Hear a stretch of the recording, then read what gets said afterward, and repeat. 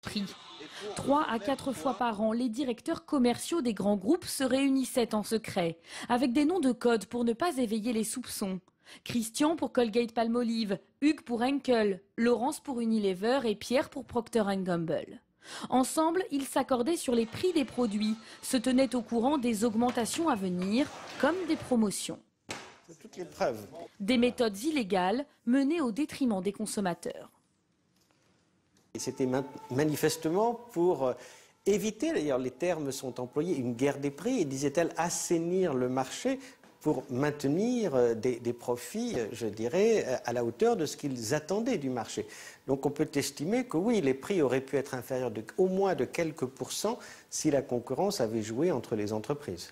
Verdict, plus de 35 millions d'euros d'amende pour Colgate-Palmolive, 92 pour Henkel, 233 pour Procter & Gamble. Pas de sanctions en revanche pour Unilever, épargné car c'est lui qui a rompu le silence en premier après des perquisitions menées dans le secteur. Des fabricants déjà dans le viseur de Bruxelles. En avril dernier, ils ont été condamnés pour avoir diminué les formats des produits sans baisser les prix.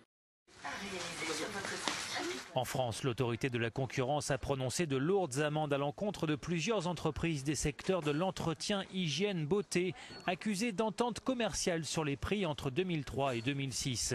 Ces amendes, qui s'élèvent à un montant record de 950 millions d'euros, visent des sociétés comme l'américain Procter & Gamble, Colgate-Palmolive, Henkel, Unilever ou encore L'Oréal. Il leur est reproché de s'être concertés secrètement sur leurs tarifs respectifs avant les négociations avec la grande distribution. Une méthode qui a eu un impact sur les consommateurs, dénonce l'autorité de la concurrence. 3 entreprises, dont L'Oréal, vont faire appel.